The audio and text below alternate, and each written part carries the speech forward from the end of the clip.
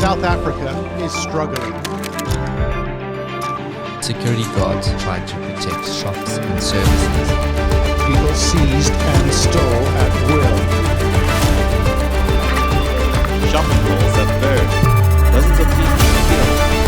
Looting has spread from stores to factories and warehouses.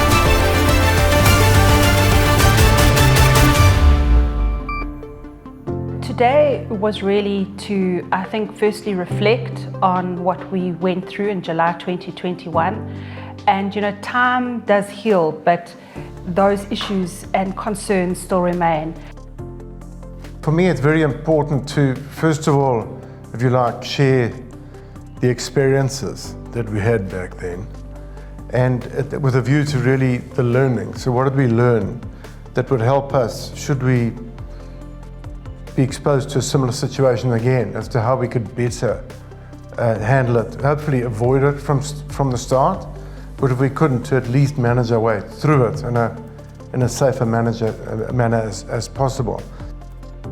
Really what we wanted to do is to try and assist, empower, educate and remind other farmers associations, landowner associations what they can do, and perhaps, as I said, just trigger again the need and the necessity to address rural safety and security, because it really primarily comes down to self-involvement.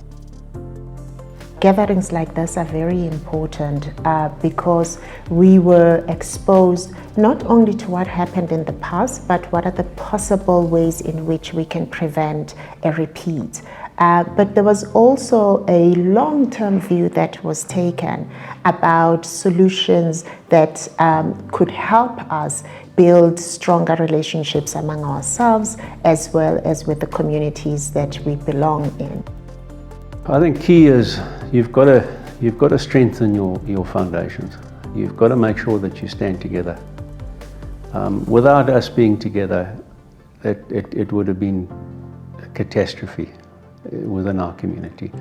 It's important that you have your organisation, your farmers associations, your business chambers, your fire associations, your security associations. They have to be strong, and you have to support them. I think we're proud of the 911 initiative in Greytown, which we obviously are members of and contribute. So it was against that background that we thought we could share our learnings with other places, and they could possibly benefit from some of our experiences.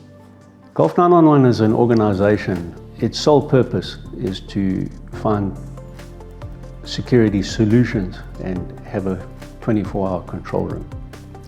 I think the challenges that one has going forward, we need to make sure that we take control of our communications. Whether it be a radio network or internet or whatever, it needs to be under our control.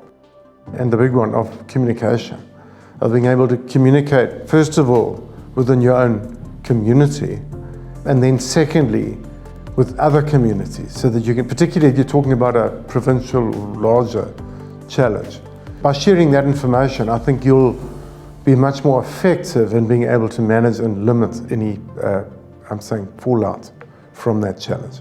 The fact of the matter is that there's a lot of information out there.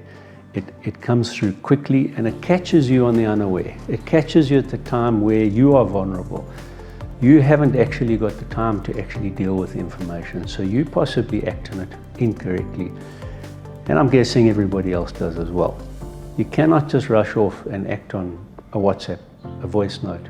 We need to verify that this information is in fact correct. And it's important that we look at these and find solutions for it. Not necessarily just put it back on someone else's shoulders. We have to do it ourselves.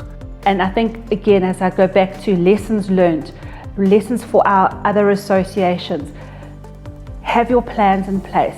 Be proactive, not reactive.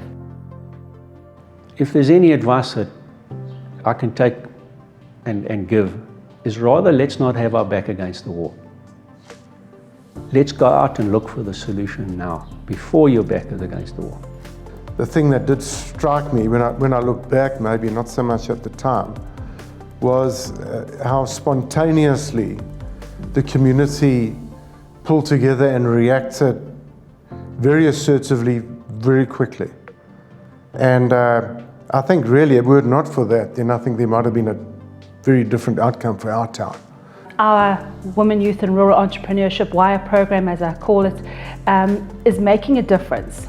We're working with community people, and those people are now employing people, on average 3 people per business.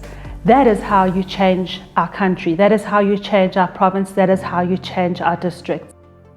So this journey started just by checking fence lines, where I've got a 15-kilometer border with the Mdletshe community, and just checking the boundary fences every morning, every afternoon, and finding farmers, communal farmers with animals that had obviously injured or that were sick, and going into my medical supplies that I kept to do for my cattle, and helping them, giving them antibiotics or pain meds for the cattle or the sheep or the goats.